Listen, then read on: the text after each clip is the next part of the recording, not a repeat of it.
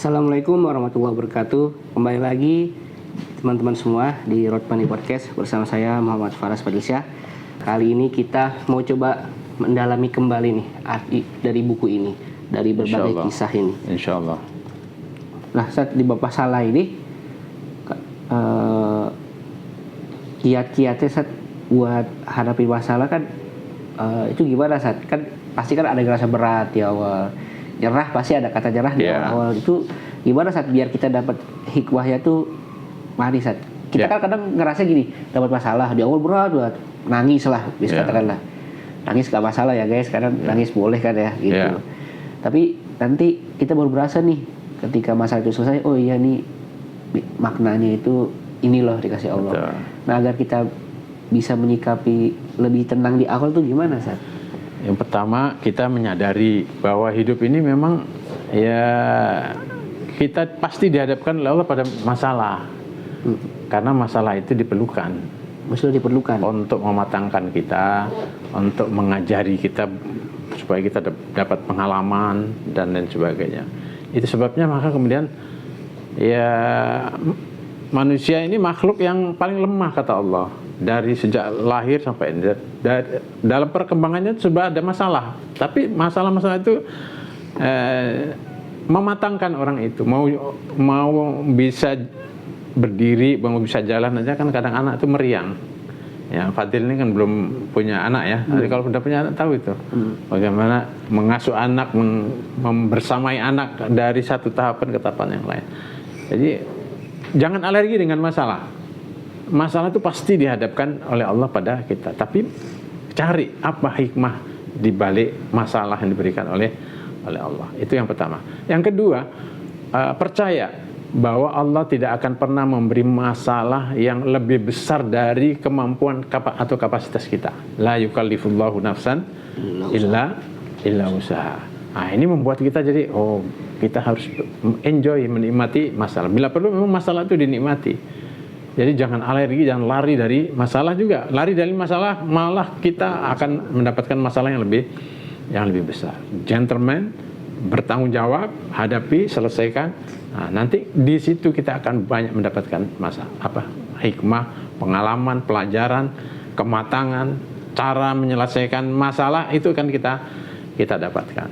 Jadi siap menerima beban dan masalah itu kuncinya.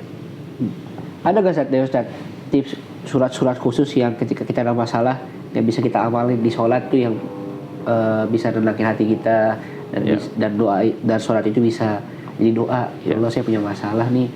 Ada gak Ustaz? Ada banyak yang disarankan oleh para ulama. Di antara misalnya baca surat Alam Nasrah laka sadrak wa wada'na anka wizrak alladzi anqadha dhahrak wa rafa'na laka dzikrak.